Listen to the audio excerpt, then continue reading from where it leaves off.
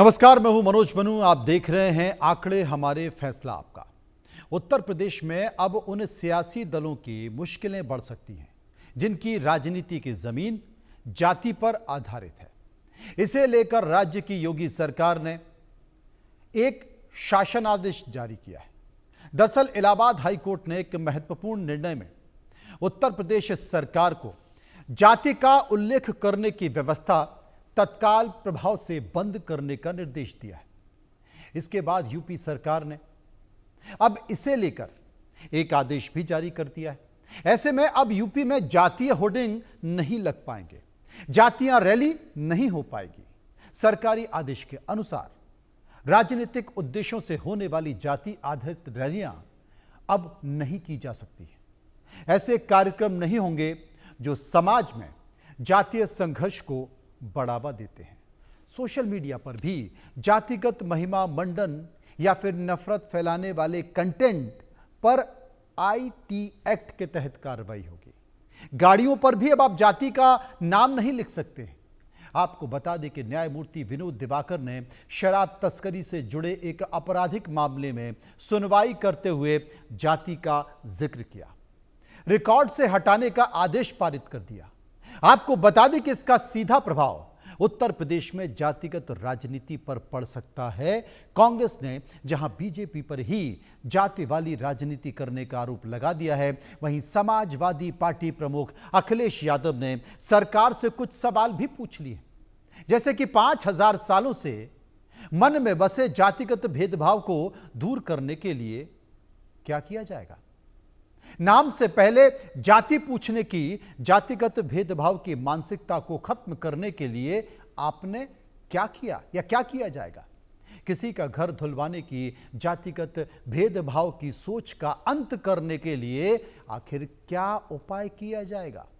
High court के निर्देशों के तहत योगी सरकार ने नए फरमान पर आगे और भी बहुत कुछ कहा है। ये दिलचस्प होगा कि अब आने वाले समय में इस पर जनता का फैसला क्या होता है। लेकिन एक रिपोर्ट देखिए।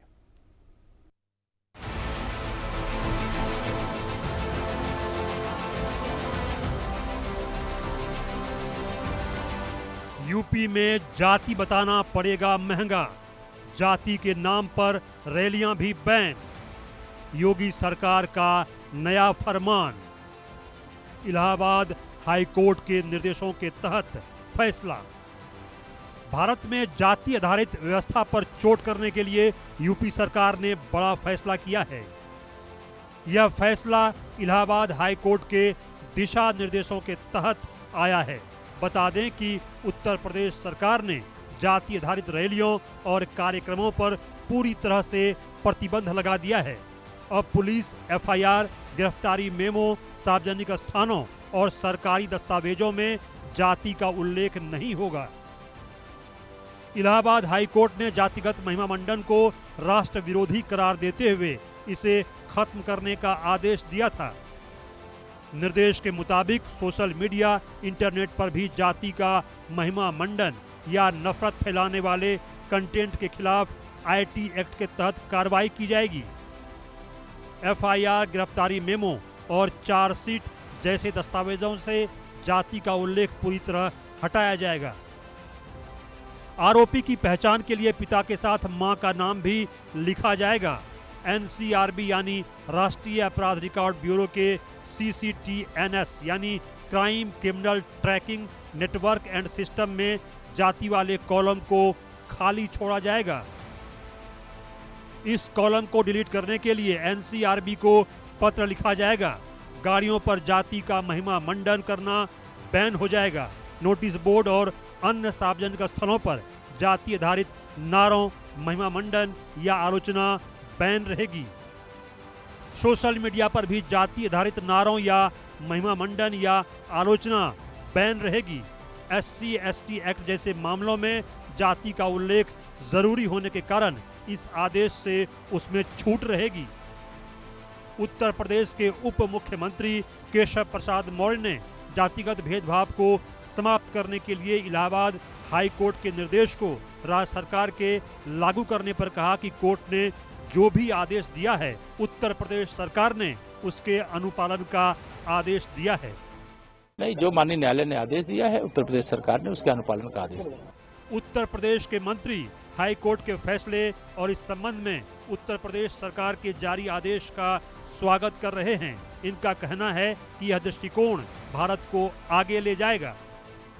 मैं हाईकोर्ट के इस फैसले का हृदय से स्वागत करता हूं और जो उत्तर प्रदेश सरकार ने उस क्रम में आदेश जारी किया है वो उसका भी स्वागत करता हूं। ये आदेश, ये कार्य पद्धति समाज को आगे ले जाने वाली है और जब हम विकसित भारत की बात करते हैं तो हम सबको केवल आर्थिक विकास की ही चिंता नहीं है, हमको ये भी देखना है कि किसी प्रकार का कोई भेदभाव समाज में न बचे। जो हाईकोर्ट ने स्पष्ट रूप से कहा है, जैसे कि पुलिस के रिकॉर्ड में जाति वाला कॉलम भी है, यानी किसी गवाह की बात हो रही है, वादी की, तो जगह जगह पे जाति का कॉलम बना हुआ है। उसकी जरूरत ही नहीं है, उसको होना नहीं चाहिए और ये स्वागत योग्य है कि उसको हटाया जाए। हाँ, कुछ जगहों पे आवश्यकता हो सकती है, जैसे कि अगर अनुसूचित जाति जनजाति अधिनियम के तहत कोई व्यक्ति पीड़ित है तो उसको प्रताड़ित करने वाला, उसके साथ मारपीट करने वाला व्यक्ति अगर वो उसी की जाति का है तो अलग धारा बनती है और अगर वो किसी और जाति का है तो अलग धारा बनती है। ऐसे स्थानों को, ऐसे मुकदमों को छोड़ करके ये बहुत ही स्वागत योग्य है कि जाति का उल्लेख अब पूरी तरीके से बंद किया जाए। आदेश की अनुपालना करना हमारी सरकार अपनी प्रतिबद्धता समझती, इसलिए माननीय मुख्यमंत्री जी ने एक समुचित आदेश पूरे प्रदेश के लिए जारी किया है कि जाति के नाम पर सम्मेलन, जाति के नाम पर रैली या जातियों का नाम गाड़ियों पे लिखना, घरों पर लिखना, इस सब को प्रतिबंधित किया गया, चूँकि समाज में बेहतर सद्भाव के लिए, समरसता के लिए, राष्ट्रीय एकता के लिए ये किया जाना मेरे ख्याल से बहुत ज़रूरी है। इसलिए हाईकोर्ट का भी और मुख्यमंत्री जी का भी जो कदम है, ये एक तरह से जातिवाद को समाप्त करके समरसता को बढ़ाने वाला होगा, जिसका लाभ पूरे देश की लोकतांत्रिक व्यवस्था को मिलेगा। जातिगत भेदभाव को खत्म करने को लेकर उत्तर प्रदेश कांग्रेस के अध्यक्ष अजय राय ने कहा कि बीजेपी के समय जातिगत भावनाएं भड़काई गई, जातिगत रैलियां बीजेपी के समय हुई, ये पूरी तरह से कोर्ट के आदेश को लागू करें। ये तो सीधे सीधे भाजपा के समय जातिगत भावनाएं भड़काई गई, जातिगत लोगों को रैलियां भाजपा के समय हुई। अभी आप देख सकते हो जो आरएसएस का जो इनका पूरा संगठन है, मदर संगठन, इनके यहाँ अलग अलग जातियों के प्रकल्प बने हैं, जातियों के अनुसार इन्होंने प्रकल्प बना रखा है, बनवासी और ये सब अलग अलग जातियों के अनुसार। सबसे पहले तो इनको अपने आरोप लगाना पड़ेगा, अपने सारे प्रकल्प को डिसॉल्व करने पड़ेंगे और ये सबसे ज्यादा जातिगत अगर भावना भड़काने का काम भाजपा ने किया और बसपा ने किया है। बसपा के समय जातिगत रैलियां होती रही हैं अलग अलग कास्ट की, ये मैंने अपनी आंखों से देखा है, तो मैं समझता हूं कि ये पूरी तरीके से जो कोर्ट का आदेश है उसको लागू करें। बता दें कि इलाहाबाद हाई कोर्ट ने जाति व्यवस्था को लेकर सख्त टिप्पणी करते हुए कहा था कि समाज में जातिगत महिमा मंडन बंद किया जाना चाहिए। कोर्ट ने सरकारी दस्तावेजों, गाड़ियों और सार्वजनिक जगहों से भी जातियों का नाम, प्रतीक और निशान हटाने को कहा था। कोर्ट का कहना था कि अगर देश को 2047 तक विकसित राष्ट्र बनाना है तो जाति व्यवस्था को खत्म करना होगा। यूपी के इटावा से जुड़े कथित शराब तस्करी से संबंधित आपराधिक कार्यवाही को रद्द करने के लिए याचिकाकर्ता की याचिका को खारिज करते हुए अपने महत्वपूर्ण फैसले में तल्ख टिप्पणी की थी। इलाहाबाद हाईकोर्ट के जस्टिस विनोद दिवाकर की सिंगल बेंच ने याचिकाकर्ता प्रवीण छेत्री की याचिका को खारिज करते हुए कहा कि जातिगत महिमा मंडन राष्ट्र विरोधी है और वंश के बजाय संविधान के प्रति श्रद्धा ही देशभक्ति का सर्वोच्च रूप और राष्ट्र सेवा की सच्ची अभिव्यक्ति है। जहां तक जाति आधारित भेदभाव का सवाल है, नीति और नियम निर्माताओं को सार्वजनिक वाहनों में जाति के प्रतीकों और नारों पर अंकुश लगाने, सोशल मीडिया पर जातिगत महिमा मंडन वाली सामग्री को नियंत्रित करने और विशिष्ट जाति आधारित संस्थानों के बजाय अंतर जातीय संस्थानों और सामुदायिक केंद्रों को बढ़ावा देने पर विचार करना चाहिए। Bureau report, India news. इसी पर चर्चा करते हैं, समझने की कोशिश करते हैं। कुछ सवाल हैं जो हमने लोगों के बीच जाकर पूछे, लोगों ने उस पर अपनी राय दी है, क्योंकि यह जो मुद्दा है बड़ा गंभीर मुद्दा है। और लगातार कोशिश हुई, दशकों तक कोशिश हुई कि राजनीति को जाति से ऊपर रखा जाए। लेकिन जाति इस देश की सच्चाई है और जाति समाज की सच्चाई है और जाति राजनीति की भी सच्चाई है। यही कारण है कि राजनीति, समाज और देश जाति से ऊपर नहीं उठ पा रहा है। कुछ सवाल लेकर हम लोगों के बीच गए, हमने कुछ सवाल पूछे, लोगों ने उस पर अपनी राय दी है। पहला सवाल जो हमने पूछा, यूपी में, उत्तर प्रदेश में रैली से लेकर एफआईआर तक जाति लिखने पर रोक लगाई गई है, इस पर आपकी राय क्या है? 60% लोगों ने इसका समर्थन किया है, 34% लोगों ने इसका विरोध किया है, 6% लोग इस पर कुछ भी कहना नहीं चाहते थे। सर्वे का एक और सवाल जो हमने पूछा, आपके मुताबिक जाति आधारित रैलियों पर प्रतिबंध के आखिर मायने क्या है? 19% लोगों ने कहा कि आगामी चुनाव में इस पर बड़ा असर होगा। 34% लोगों ने कहा जाति आधारित दलों को बड़ा झटका लगेगा और 11% लोगों ने कहा कुछ खास असर नहीं पड़ेगा। माफ कीजिए, 36% लोगों ने कहा कि कुछ खास असर नहीं पड़ेगा और 11% लोग इस पर कुछ भी कहना नहीं चाहते थे। लोगों के बीच चलेंगे, कुछ मेहमान मेरे साथ जुड़ेंगे, उनसे हम पूछेंगे। लेकिन तीसरा महत्वपूर्ण सवाल जो हमने लोगों से पूछा, योगी सरकार के इस फैसले से किस सियासी दल को खासा नुकसान होगा? 21% लोगों ने समाजवादी पार्टी का नाम लिया, 6% लोगों ने बहुजन समाज पार्टी का नाम लिया, 37% लोग समाजवादी पार्टी और बहुजन समाज पार्टी दोनों की बात कर रहे थे और 36% लोगों ने कहा किसी को कोई नुकसान नहीं होगा। चर्चा करते हैं, समझने की कोशिश करते हैं। डॉक्टर कौशल कांत मिश्रा, प्रवक्ता बीजेपी, डॉक्टर उमाशंकर पांडे, प्रवक्ता कांग्रेस, दोनों मेरे साथ मौजूद हैं। सबसे पहले उमाशंकर पांडे जो कि कांग्रेस के नेता प्रवक्ता, उन्हीं के पास चलते हैं। पांडे जी, स्वागत है आपका इंडिया न्यूज में। कारण तो समझ ही गया होंगे आप आज की चर्चा का कि इलाहाबाद हाईकोर्ट का फैसला आया है और इलाहाबाद हाईकोर्ट ने यह साफ तौर पर कह दिया कि भाई अब जाति का उल्लेख नहीं होगा। कहां कहां नहीं होगा ये भी आपने बहुत गंभीरता से जानकारी ले ली होगी, पढ़ लिया होगा। जो सबसे ज्यादा जो चर्चाओं में बातें आ रही हैं कि आप जातियों के नाम पर जो समाज की जो रैलियां होती हैं आप वो नहीं कर सकते जातियों के नाम पर, सोशल मीडिया पर जाति का आप जिक्र नहीं कर सकते, ये तमाम सारी चीजें, गाड़ियों पर बड़े बड़े अक्षरों में जाति का नाम लिखा रहता है, उल्लेख लिखा रहता है, ऐसा लगता है कि साहब ये तो इनकी पदवी है, वो उस तरह की चीजों को आप नहीं कर सकते। अगर ये फैसला है और सरकार ने इस पर एक शासन का आदेश भी निकाल दिया है तो सरकार के इस फैसले को आप कैसे देखते हैं? देखिए मनोज जी, बहुत अच्छी बात है। समाज अगर जातियों में बटा रहे, धर्म में बटा रहे तो निश्चित रूप से समाज और देश कमजोर होता है। कांग्रेस पार्टी का हम लोग बचपन से नारा सुनते आए हैं, जाति पर न पाति पर, और मुझे लगता है कि जो हमारा संविधान है वो निश्चित रूप से जाति और धर्म से परे विकास की बात को आगे बढ़ाता है। और अगर माननीय हाईकोर्ट का ये फैसला है तो निश्चित रूप से हम उस फैसले के साथ हैं।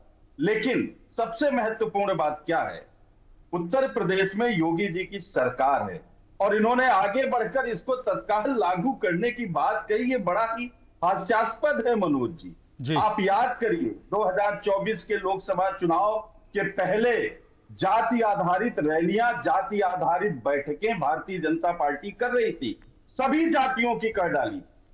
इसके अलावा पिछड़ा वर्ग के मंत्रियों की बाकायदे होर्डिंग लगाई गई पूरे लखनऊ में, पूरे प्रदेश और देश में कि मोदी जी ने अपने मंत्रिमंडल में इतने ओबीसी मंत्री बना दिए।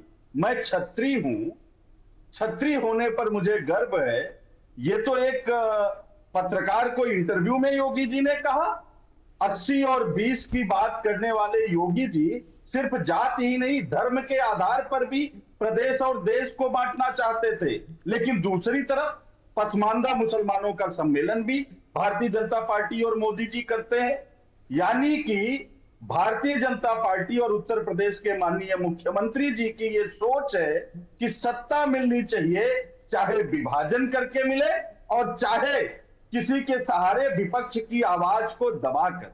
आज देश का दलित, देश का पिछड़ा वर्ग माननीय राहुल गांधी जी के नेतृत्व में एकजुट हो गया है। बिहार की जो राहुल गांधी जी की यात्रा रही, उससे परेशान होकर भारतीय जनता पार्टी बहुत कुछ अंदर खाने करना चाह रही थी। अभी लखनऊ के एक 5 सितारा होटल में योगी जी के सजातीय विधायकों की एक बैठक की गई। उसका नाम दिया गया कुटुंब परिवार, और उसमें बांटा क्या गया, महाराणा प्रताप जी की मूर्ति और तलवार सबको दिया गया। इसके अलावा इनके मंत्री हैं जयवीर सिंह, उन्होंने भी ऐसी छोटी छोटी जातिवादी बैठकें की। एक और लोधी समाज की बैठक धर्मपाल सिंह के नेतृत्व में बुलाई गई, जिसमें उमा भारती जी को आमंत्रित किया गया। वो जातिवादी बैठक थी, लोग समाज को जोड़ने के लिए जातिवादी बैठक कर रहे थे। ऐसे तमाम सामाजिक न्याय संगोष्ठी जो फरवरी 2025 में माफ करिएगा, योगी जी के तमाम पदाधिकारी, भाजपा के तमाम पदाधिकारी करके दलितों को, पिछड़ों को, अल्पसंख्यकों को अपने साथ जोड़ने की कवायद कर रहे थे मनोज जी। लेकिन जब उन कवायदों में फेल हो गए, जब इनको समझ में आ गया कि दलित, पिछड़ा, शोषित, गरीब, वंचित और गरीब ब्राह्मण सवर्ण क्लास के लोग अब इनके साथ नहीं है, सरकार के साथ जो लोग इनके पहले इनके साथ खड़े थे, अब वो भाजपा का साथ छोड़ गए हैं। इससे व्याकुल, बेचैन भारतीय जनता पार्टी और योगी जी के हाथ हाई कोर्ट का एक आदेश लगा और लगे हाथ बोले भैया अब नहीं होगा, अब कोई जातीय रैली नहीं होगी। तो योगी जी का वो जो संगठन था हिंदू युवा वाहिनी, उसमें किस जाति के लोग थे? एक बार तो ऐसा हुआ कि योगी जी ने अपनी सजातीय डीजीपी को बनाने के लिए 21-22 दिन, लगभग 1 महीना मनोज जी, हाँ। उत्तर प्रदेश के डीजीपी का पद ही खाली रखा। और हाथरस पांडे की जी, घटना कौन भूल सकता है? पांडे जी, ये लास्ट बात मैं कर लूं, हाथरस की घटना, पांडे जी, जिसमें एक दलित बेटी को किस तरीके से पांडे जी, जलाया गया, वो पूरे देश ने देखा। उसमें मनोज जी सिर्फ एक बात थी, लास्ट बात कर रहा हूं, सिर्फ एक बात थी कि योगी जी के सजातीय विधायक और आरोपी योगी जी के सजातीय थे। जी मनोज जी। असल में आधा घंटे का कार्यक्रम है, तो मैं चाह रहा था कि थोड़ा सा तीर और बचा के रखिए, क्योंकि अभी कौशल कांत मिश्रा जवाब देंगे तो फिर आपको जवाब देना है। कौशल कांत मिश्रा मेरे साथ मौजूद हैं। कौशल जी, आपकी सरकार ने एक आदेश निकाल दिया, बड़ा खतरनाक आदेश है। देखिए, मुझे तो लगता है, बतौर पत्रकार मैं ये कह रहा हूं कि ना तो इसका कांग्रेस पालन कर पाएगी और ना इसका बीजेपी पालन कर पाएगी। मैं इसलिए इस बात को कह रहा हूं कि इस देश में जितनी भी राजनीतिक पार्टी हैं, जब वो अपने प्रत्याशियों की सूची जारी करती है तो हर प्रत्याशी के आगे वो बड़े गर्व के साथ उनकी जाति का उल्लेख करती है और वो लिखती है कि हमने 20% दलितों को टिकट दिया, 40% ओबीसी को टिकट दिया, 15% आदिवासी को टिकट दिया और इतना हमने ब्राह्मण को दिया, इतना हमने ठाकुर को दिया। तो मैं ये कह रहा हूं, फैसला इलाहाबाद हाई कोर्ट का आया, शासनादेश उत्तर प्रदेश ने जारी कर दिया, लेकिन बीजेपी मुख्यालय से तो अभी बिहार की सूची निकलने वाली है, तो क्या उसमें जाति नहीं होगी? कौशल जी। मनोज जी, सबसे पहले तो कांग्रेस के मेरे मित्र जो कह रहे थे, अगर सब कुछ बीजेपी जाति आधारित कर रही थी और तो उसने जाति पे बैन लगा दिया, तो कांग्रेस को और समाजवादी को तो सेलिब्रेट करना चाहिए ना। क्योंकि अगर सिर्फ बीजेपी रात की राजनीति करती आई है और वो जाति की राजनीति करके आगे बढ़ रही है और पूरे देश पे राज कर रही है और तीसरा कार्यकाल चल रहा है, योगी जी का दूसरा कार्यकाल चल रहा है और उसके बाद भी ऐसा आदेश हम पारित कर रहे हैं, तो बिल्कुल सही बात है, इन दोनों पार्टियों को सेलिब्रेट करना चाहिए, पहली चीज। दूसरी चीज मनोज जी, ये संविधान की किताब बड़ी जानी पहचानी सी लग रही होगी। हाँ, आजकल तो यही चल रही है, यही चल रही है। हर आदमी, यही संविधान के रचयिता बाबा साहब अंबेडकर ने इसी संविधान में लिखा हुआ है कि कास्ट इज एंटी नेशनल, जाति को खत्म करना चाहिए। हमारे डायरेक्टिव प्रिंसिपल्स में लिखा हुआ है कि हमें एक जाति विहीन समाज की रचना करनी चाहिए और हाई कोर्ट का आदेश आया और योगी जी ने इसको पास किया, तो सारे पॉलिटिकल पार्टियों को खुश होना चाहिए, क्योंकि संविधान की रक्षा हो रही है और बीजेपी का इसमें नुकसान हो रहा है, तो फिर इन्हें अफसोस नहीं करना चाहिए।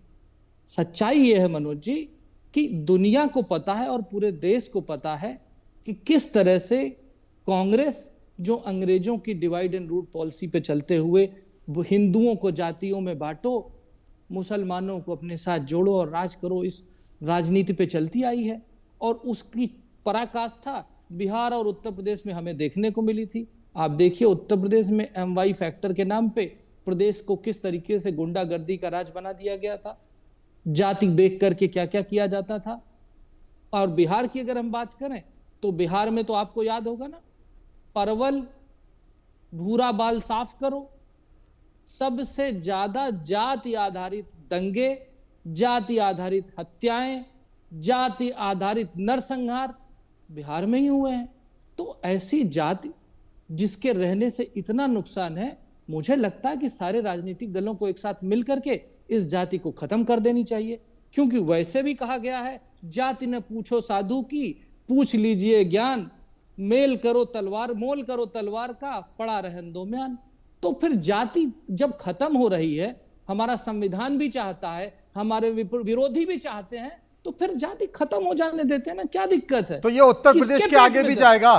कौशल जी, क्या माने कि ये मामला उत्तर प्रदेश तक सीमित नहीं रहेगा, बीजेपी इसको देश भर में लागू करेगी और आने वाली समय में प्रत्याशियों की जो सूची आएगी उसमें जाति का उल्लेख नहीं होगा, माने?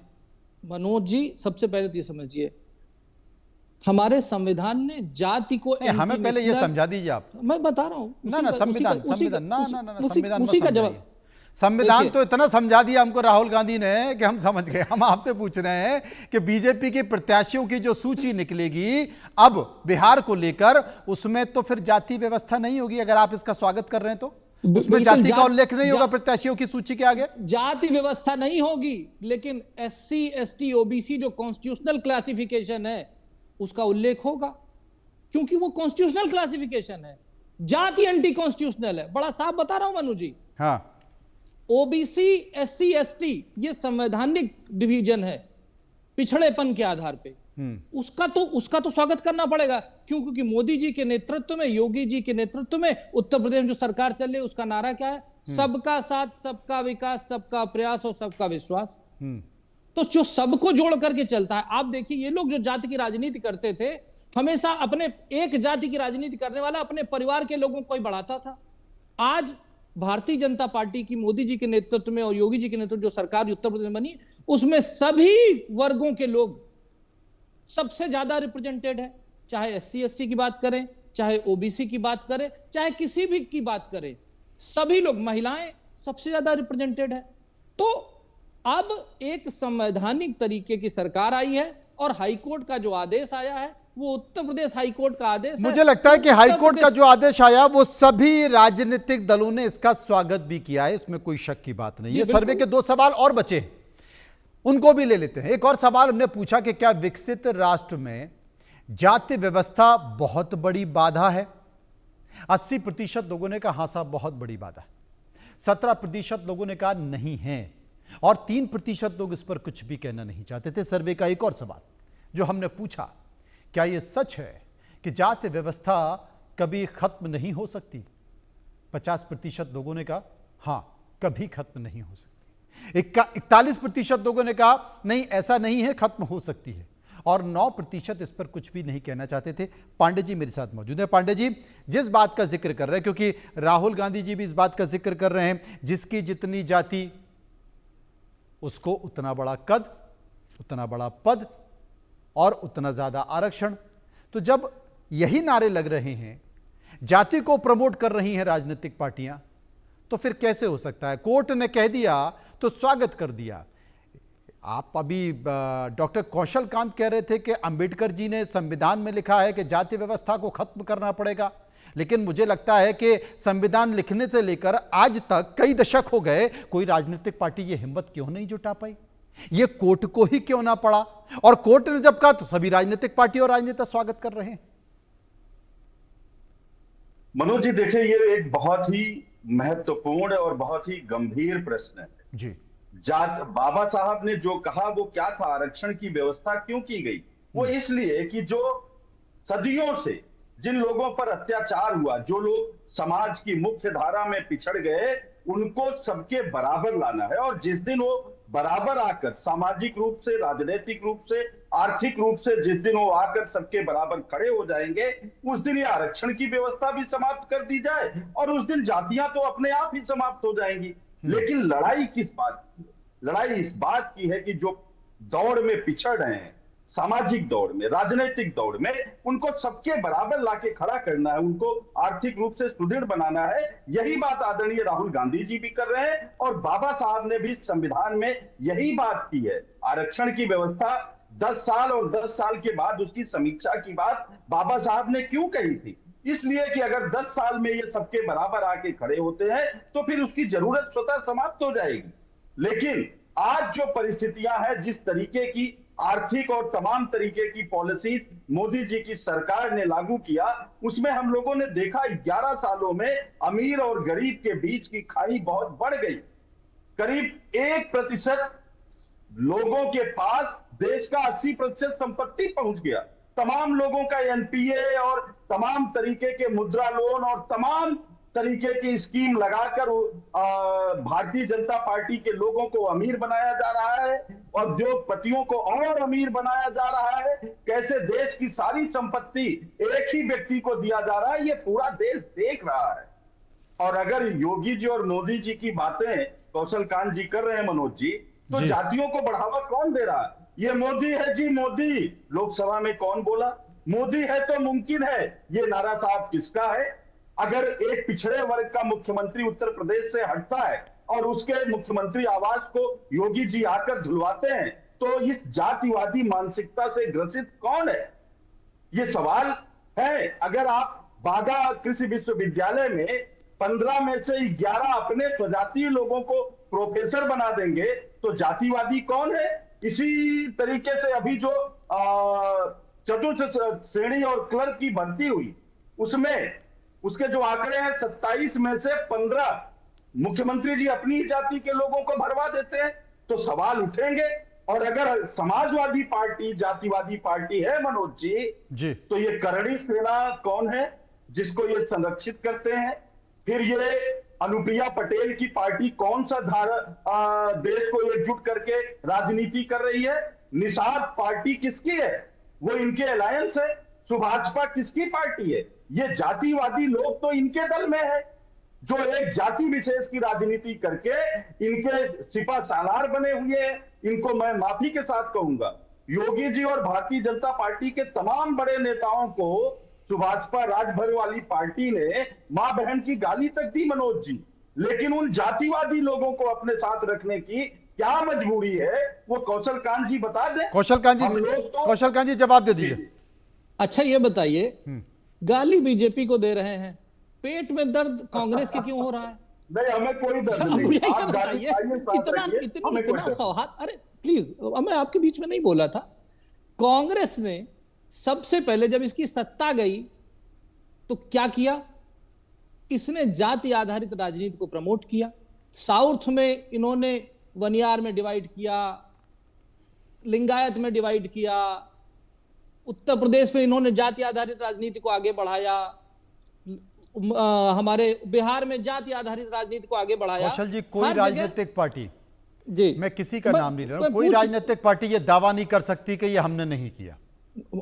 मनु जी, बात ये है कि किसने इसको पाला? आप ये दावा कर सकते हैं? आप ये दावा कर सकते हैं? मेरे को पूरा तो करने देश का राष्ट्रपति अगर आदिवासी समाज से आपने बताया तो इसके डंके भी आपने गाड़े। गर्व होना चाहिए हमें ना, हमें गर्व होना चाहिए। कर रहे हैं अभी तो आप कह रहे हैं कि साहब किसने किया? सबसे ना कांग्रेस ने किया। अब मैंने कहा कि उन्होंने बनाया, तो आप कह रहे हैं मुझे गर्व होना चाहिए।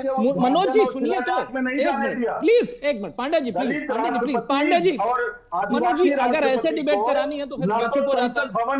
मनोज जी में बुलाया गया, मनोज जी प्लीज। राम मंदिर के शिलान्यास। नहीं पांडे जी, मैं राहुल गांधी पर भी कहूंगा। राहुल गांधी तो अपनी हर भाषण में कह रहे हैं कि जितनी जिसकी जाति उतना उसको आरक्षण, उतना उसको कद, उतना उसका पद।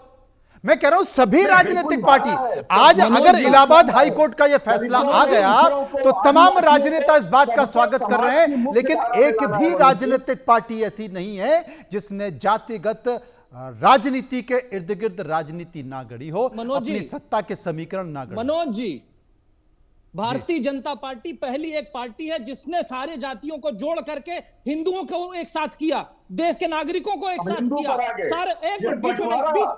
Manoj ji this is wrong. Manoj ji अगर ऐसे राजनीति, मनोज जी इनके पेट में दर्द क्यों हो रहा है? आपके पेट में क्यों दर्द हो रहा है? कांग्रेस के प्रवक्ता के पेट में क्यों दर्द हो रहा है? अगर ये जातियों में बांट करके मुसलमानों को जोड़ करके 75 साल में 85% इन्होंने राज किया, इन्होंने दूसरी जाति के प्रधानमंत्री को क्यों नहीं बनाया? इन्होंने हमेशा अपने लोगों को प्रधानमंत्री, अपने परिवार के लोगों को प्रधानमंत्री क्यों बनाया? बताएं ना, ये बताइए। क्या बीच में नहीं मनोज जी अगर इसी तरीके का प्रोग्राम करना है तो बात करते रहिए, मैं चुप हो जाता हूं। नरसिम्हा राव जी, ये गांधी परिवार के लोग नहीं, आपका ज्ञान अल्प है कौशल जी। डॉक्टर मनमोहन सिंह जी 10 साल देश के प्रधानमंत्री रहे, पीवी नरसिम्हा राव जी 5 साल देश के प्रधानमंत्री रहे, लाल बहादुर शास्त्री जी रहे, क्यों भूल जाते हैं आप? ज्ञान बढ़ाइए कौशल जी, अनर्गल आरोप मत लगाइए। 89 के बाद गांधी परिवार का कोई भी प्रधानमंत्री इस देश में नहीं हुआ है। 89 के बाद अगर हुआ है तो बता दीजिए, आई चैलेंज यू, चुनौती देता हूं। अनर्गल आरोप मत लगाइए। हम वो नहीं है कि केशव मौर्य को कहेंगे आपको मुख्यमंत्री बनाएंगे और बाद में झूठम पैजार के बाद योगी जी खुद मुख्यमंत्री बन जाएंगे। ये कांग्रेस की सियासत और कांग्रेस की संस्कृति नहीं है। हमने सबको सम्मान दिया है।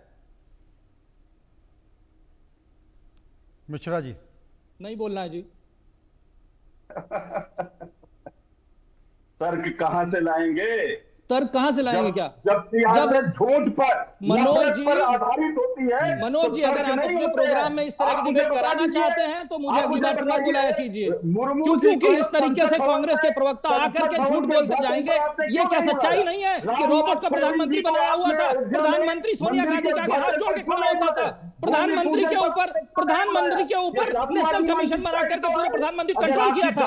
जो सबसे किस बात की जातिवादी? अरे हिंदुओं को काट करके जातियों में तोड़ करके मुसलमानों को जोड़ करके कांग्रेस ने राज किया है। हमेशा मुस्लिमों को साथ रखा है, हिंदुओं को जातियों में तोड़ा है, हिंदुओं का विरोध किया है, हिंदुओं के खिलाफ रहे हो, राम के खिलाफ रहे हो। आप ये बताइए ना, आप धर्म से किस बात की? अरे जाति पर ना बात पर मोहर लगेगी हाथ पर। कितनी जातियों को आपने अगड़े में ला दिया? बताइए ना, 75 सालों में कितनी जातियों को आपने अगड़ा बना दिया? 75 साल में कितनी जातियों को आपने अगड़ा बना दिया? आप बता दीजिए ना, कितनी जातियों को अगड़ा बना दिया? गरीबी हटाओ का नाता दे करके केवल अपने परिवार को अमीर बनाते गए, अपने जीजा को अमीर बनाते गए। इस तरीके से कांग्रेस ने देश को लूटा कि देश को फ्रेजाइल फाइल बना दिया। 5वीं इकोनॉमी, सबसे नीचे की 5वीं इकोनॉमी बना दिया। ऐसा प्रधानमंत्री बनाया जो रोबोट से चलता था, मनमोहन सिंह कहा जाता था। किस तरीके के प्रधानमंत्री की बात करते हैं? सोनिया, अरे छोड़िए, उन्हीं प्रधानमंत्री मनमोहन सिंह की वजह से हम फ्रेजाइल 5 में पहुंच गए थे। आज चौथी बड़ी मिश्रा जी जाति पे बात कर रहे हैं, जाति पर की बात। मिश्रा जी जाति पे, पांडे जी मिश्रा जी को जाति पर एक बार सुन लेते हैं, क्या करें? हम तो साफ कह रहे हैं हम जाति के खिलाफ है। हम तो नहीं चाहते हिंदुओं को जातियों में जोड़ा जाए, क्योंकि इनकी कांग्रेस ने अंग्रेजों की पॉलिसी पे चलते हुए हिंदुओं को जातियों में तोड़ा। और सच्चाई ये है, ये लोग जाति जाति बात करते हैं ना। मद्रास प्रेसिडेंसी 1823 का डाटा है, 35 जिलों का डेटा है, जिसमें हर गांव में एक स्कूल थे, 11,218 स्कूल थे, जिसमें 2,54,028 बच्चे थे, जिसमें 33% लड़कियां थी, ब्राह्मण केवल 11% थे, वैश्य 14% थे, बाकी सब नॉन ब्राह्मण और उस समय जातियां फिक्स नहीं होती थी। जातियां फिक्स की गई किसने? अंग्रेजों ने की। किसके नेतृत्व में की? कांग्रेस के नेतृत्व में की। क्यों? क्योंकि जाति आधारित सेंसस 1861 से शुरू हुआ, उसके बाद 71, 81 लोगों को एकदम फिक्स कर दिया। वो जातियां जो तरल की तरफ लूट थी, कोई भी किसी भी जात में आ जा सकता था, जिसका जैसा काम था उसके हिसाब से जातियां बटी हुई थी। उसको फिक्स किसने किया? कांग्रेस के नेतृत्व में अंग्रेजों ने किया। विलियम एडम्स की रिपोर्ट कहती है, लिटनर की रिपोर्ट, क्या बात करते, पढ़ने लिखने की बात कर रहे हैं। आपने केवल जातियों के आधार पर देश को तोड़ करके कांग्रेस ने बनाई। अरे सुनिए, बिल्कुल अंग्रेजों, बिल्कुल अंग्रेज कांग्रेस कब बनी थी? कांग्रेस कब बनी थी भाई? कांग्रेस का निर्माण कब हुआ था? अरे बता दो भैया, कांग्रेस का निर्माण कब हुआ था और किसने किया था? कांग्रेस का निर्माण कब हुआ था और किसने किया था? अरे जरा बता तो दो। अरे कांग्रेस के प्रवक्ता महोदय, आप मुझे ये बता दीजिए, कांग्रेस का निर्माण अंग्रेज ने किया था या नहीं किया था? कब किया था? 18वीं शताब्दी में किया था। जब दूसरा सेंसस हो गया था, उसके बाद कांग्रेस बनी थी, उसने अंग्रेजों के साथ मिल करके हिंदुओं को बांटा। किसकी बात करते हैं? मैकाले को जाकर के पढ़िए, जॉर्ज मोनेरो की रिपोर्ट पढ़िए, डेविड विलियम्स की रिपोर्ट पढ़िए। केवल राहुल गांधी के प्रवक्ता बनकर के मत बैठिए।